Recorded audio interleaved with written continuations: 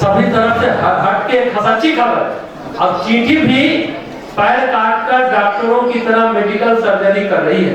America के Florida में ऐसी चींटी मिली है हाल में जो अपने साथियों की जान बचाने के लिए सर्जरी करती है। उसे कारपेंटर आंट्स कहते हैं। वैज्ञानिकों ने बताया कि दुनिया में इंसानों के बाद अब चींटी मेडिकल सर्जरी करने वाली दूसरी जीव बनी है। चींटियां घाव को पहचान कर तय करती है कि इलाज कैसे करना है। अगर पैर में कम चोट है तो घाव को मुंह से साफ करती है, चोट गाढ़ी है उस हिस्से को काटकर पैर से अलग कर देती है ताकि इंफेक्शन न फैले। पैर काटने में उसे 40 मिनट लगता है और पहले वैज्ञानिक कहते हैं कि 40% चींटी ही बच पाती थी। अब चींटी जो ऑपरेशन करने लगी है तो 95% चींटी बच जाती है। एक और सुनिए, इटली के पहाड़ी इलाके में एक गांव है पगलियारा देई मार्सी, इटली में पगलियारा। 30 साल बाद एक बच्चा पैदा हुआ। उस गांव की कुल आबादी 20 लोगों की हो गई है। उसको मिलाकर लोगों के बीच खुशी का माहौल है।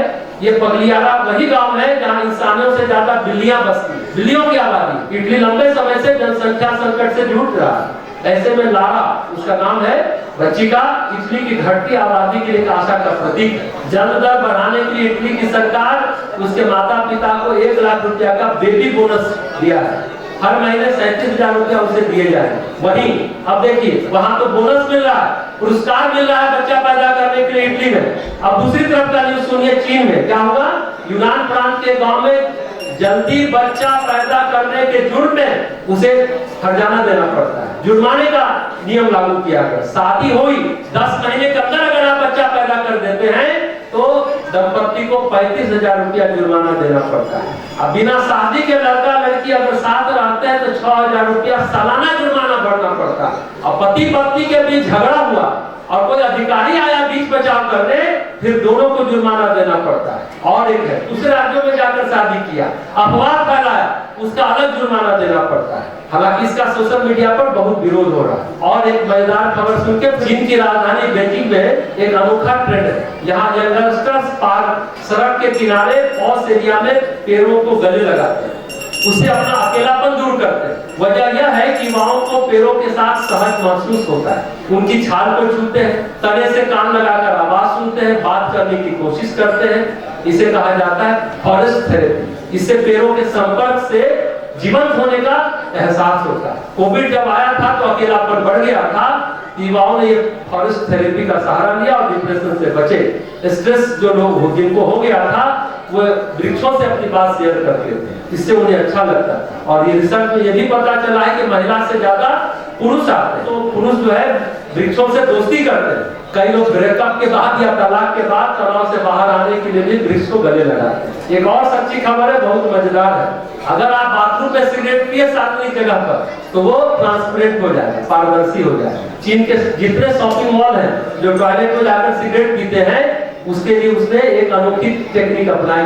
छिपकर कोई सिगरेट टॉयलेट में पी रहा है तो दरवाजे पर लगा काला कांच अचानक आर पार दिखने लगता है। खास तकनीक वाला कांच है जो नॉर्मली धुंधला होता है। जैसे ही कोई अंदर सिगरेट सुलगाता है उस पर लगे सेंसर धुएं को पहचान लेते हैं। धुआं डिटेक्ट होते ही कांच की इलेक्ट्रिक सप्लाई कट जाती है, जिससे कुछ ही सेकंड में कांच पूरी तरह पारदर्शी हो जाता है। इसके साथ ही अंदर बैठा व्यक्ति एक्सपोज हो जाता है। दरअसल मॉल में नो स्मोकिंग के पोस्टर बहुत लगे हैं, स्लोगन बहुत लिखे हैं, जिसका कोई असर नहीं होता। अपने आप ही बहुत असर नहीं होता। लगता है हमको ये पारदर्शी कांच अपने आप ही लगाना होगा। सिगरेट तो कोई नहीं पीते लेकिन गंदगी बहुत छोड़ते हैं। बाथरूम में सिगरेट के धुएं से क्योंकि आने वाले ग्राहक लोग परेशान होते थे जब भी बाथरूम जाते थे, इसलिए चीन में ये टेक्निक गौतम जी ने बिठाकर पास में हिंदी में समझाया।